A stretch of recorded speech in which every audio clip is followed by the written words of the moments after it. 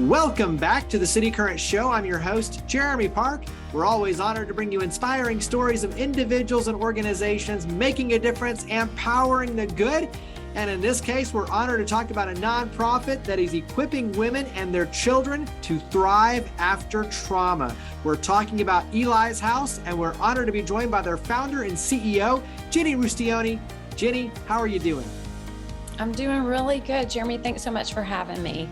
Absolutely. So this is definitely a personal storyline for you. And when you talk about Elis House, E.L.I., E-L-I, it's an acronym. And so talk about Elis House, give us the name origins, and then give us a little history for launching the nonprofit.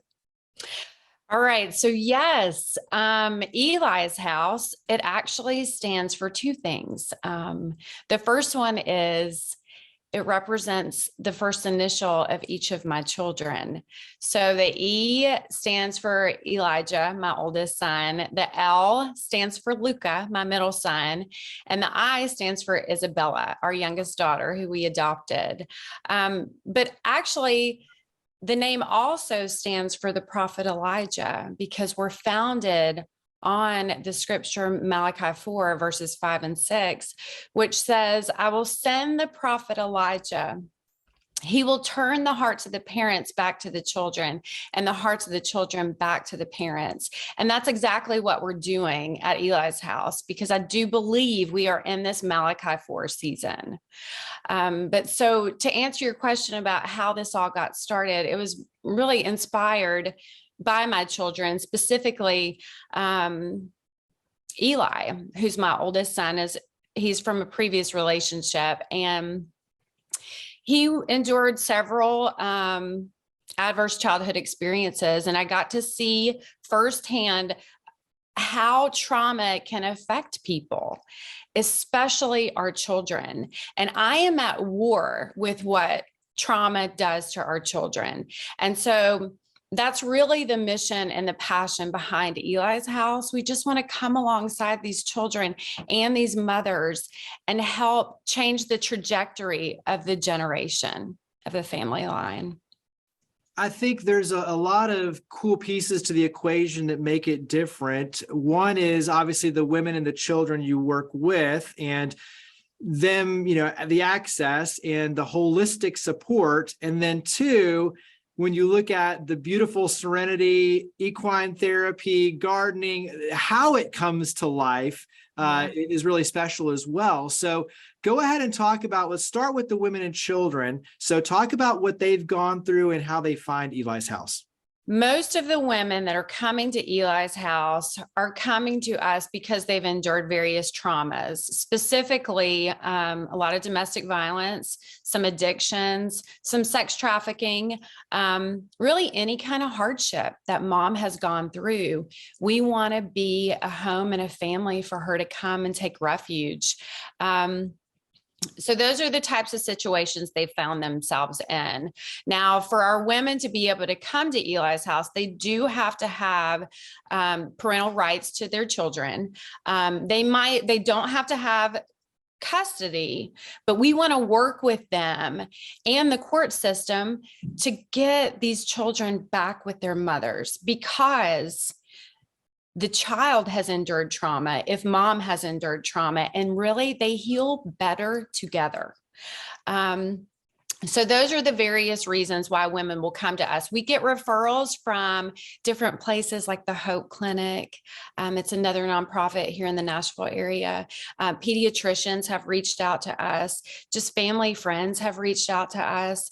But that's how they're finding us and coming to Elis House.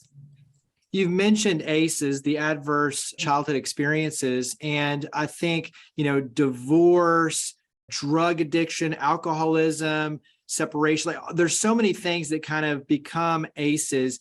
Talk about it from that lens of what the children are dealing with the ACEs, these adverse childhood experiences. Yeah. So the more adverse childhood experiences these kids endure, the more likely they are to repeat the pattern of what they have grown up in.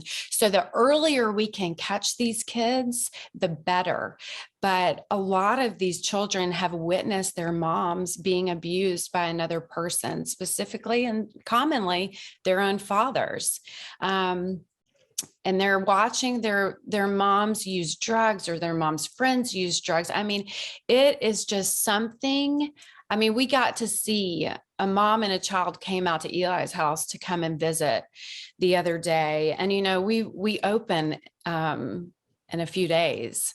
So we've really been working on this on the front end, getting it ready for everybody, but to get to see the why, I mean, totally wrecked me. So this little boy came to Eli's house. He was 2 years old. And Jeremy, I fell in love with this child. And I said, this is why. And over my dead body, will I sit back and do nothing for this child and his mom? So I am just like fired up and ready to go and just love them. Just love them. So, we're going to have Eli's house. One of the things that makes us different is, first, we're faith-based, but the other thing is that we're in a farm-like setting.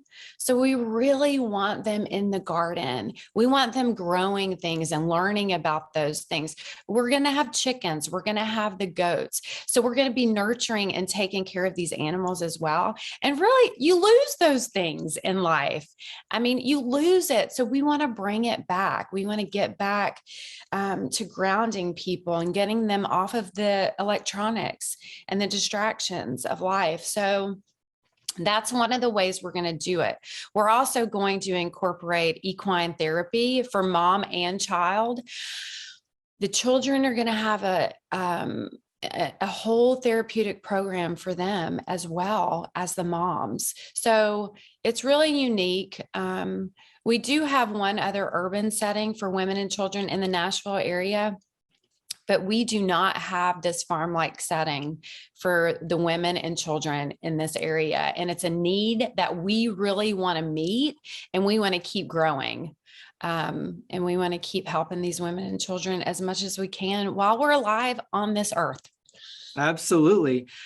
Talk about length of time, the holistic support. Obviously, you mentioned the gardening and the goats and the equine therapy. Talk about the wraparound support and the duration of them staying with you. Yeah, that's a good question. So our program is totally free. We're a 3-year program. So the first 18 months of our program, that's really our core program where we're discipling them. We're taking them through a relapse prevention program that we've gotten training on. So that's the first 18 months. Once they graduate from that program, they'll move into our independent living program, where they'll go to work. They'll save every single penny while they're working. They're going to manage their children on their own, but they're still going to have us right there with them to help mother and father them. Because I don't care how old you are, you always need your mom and dad if they're healthy enough to lean on. So that's kind of the setting. It's 3 years. And we hope that after that second 18 months of the program, they're going to have enough money to be able to put down a down payment on the home or an apartment. And then we're going to help them transition into, real life. But that second part of our program is super important because life is so overwhelming for most people that they tend to go back to the addiction or the old lifestyle that they had. So that's why it's so important. And we're really about quality over quantity. So we're really going to pour heavily into these people to try to evoke the change in their life that they need for the duration of while they're here on this earth. Okay. So the wraparound services that we're going to do for these women, we're going to help them get their GED. We're going to use Uprise, which is a nonprofit in Nashville, who's really going to equip them with some life skills, with budgeting, with professionalism. And then they can also choose up to 10 different areas where they can go study and so come out with a certificate of some sort so that they have a job. We have one girl coming who has already gotten into an ultrasound program. So we're so proud of her, but we are going to ask her to wait and go next year just so we can help rebuild her foundation and her mind. But then we want to get her into that program. So we really just want to give them the best that we can give them so that they can go on a different trajectory of life. So that's our goal. For you as the founder and CEO, talk about the process of getting everything ready, the doors open. As you mentioned, the doors opening soon. And so talk about the process of building the nonprofit. It's been really a very steep mountain to climb, but we did it. And we have a home south of Nashville that we've completely renovated.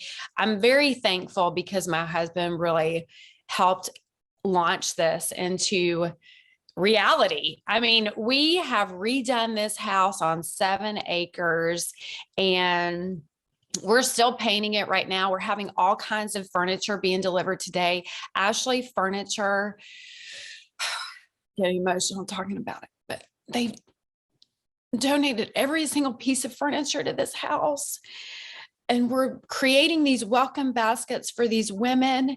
We've got Troop 55, which is a Boy Scout troop. I mean, I think it's their last thing that they have to do before they graduate the program. We've got Troop 55 building us raised beds.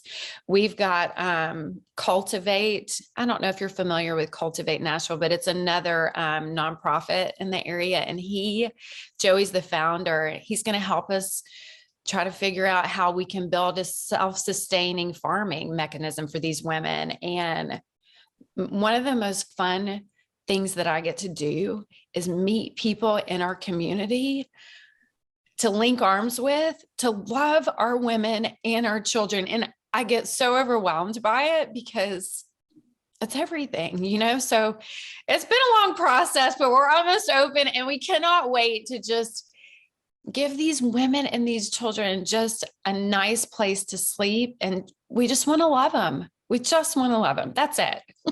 I love it. That's awesome. Yeah. And the collaboration and the heart you get to see, like you're talking about Ashley Furniture, it really does warm your heart and soul because, for them to pour in and step up and say, hey, we want to do it for all the right reasons and be a part of what you're doing. It really does make it special. So talk about how we can help. How can the community help your efforts? Oh gosh, I cannot do it without our community. I know we're going to be pulling on our volunteers to help do some book clubs with the women. We want to make bread with the women. So we'll be calling on our volunteers to come in and help us make bread. We have a lot of yard work that we need to get done. So we'll be calling on volunteers for that as well. We need some childcare. There's so much that we need. And we're still getting all of that worked out and into our schedule. So what we're asking the community to do is go to our website, which is elishouse.org, and sign up to become a volunteer. And that way we can communicate what our needs are at that specific time better. What are some of the other major goals? I mean, you mentioned obviously the bread making, the childcare, the volunteers, the activation there, getting the doors open. That's a huge, next step and actually get everything in motion. And like anything, until it's already in motion, you don't really know what else you might need. Right. And everything else, action creates clarity. But Right. What are some of your other goals when you look at the next 3 to 6 months, years ahead? What are some of your big goals?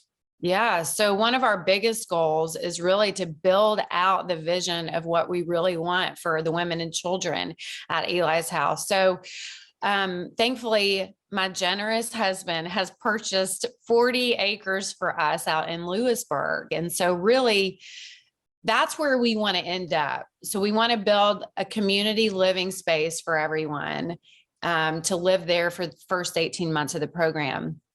And then we also want to build single family homes on the property as well.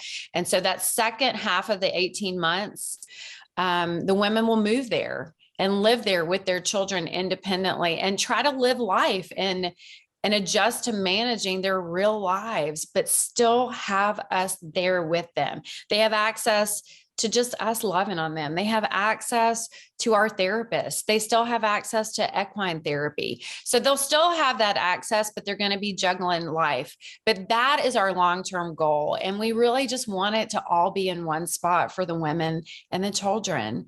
So yeah, that's our long-term goal. How does this change your perspective for you, for your husband, for your children, your family on second chances, being given a second chance? I'm a sucker for a redemption story. A sucker. You know what? One of the biggest things that I love is the power of testimony. And when you release your testimony, it changes someone else's life. So I know people who have had transformation in their life. And when they speak that to me, it does something in me. And I want that for other people, and it's available to other people. And I want them to know that. And I think community helps them get to where they need to be. And I think it's the biggest part of what we can do for these women and children is just love them. And they've never seen that. They've never had that. They have a distorted view of what love looks like. And we want to teach them there's another way. But yeah, it changes my whole family's perspective on a second chance. We believe in it and we know it can happen, and we're going to see it. And so is our community. And I can't wait. Absolutely. Yeah. Well, you said it before, say it again. Where do we go to learn more, to get involved? So website, social media, where would you direct us to learn more about Eli's House? Yeah. So the best place is probably our website, elishouse.org. But also we're on Instagram, and it's elis.house.tn. And then we're also on Facebook, but you can just find all of those links on our website, and that'll be the best place. Well, Jenny, thank you for all you do. I'm excited to see the future ahead, and we'll definitely have to have you come back on and talk about all the stories of the women and their children thriving. And so thank you for all you do and for coming on the show. Thanks so much, Jeremy. Thanks for having us.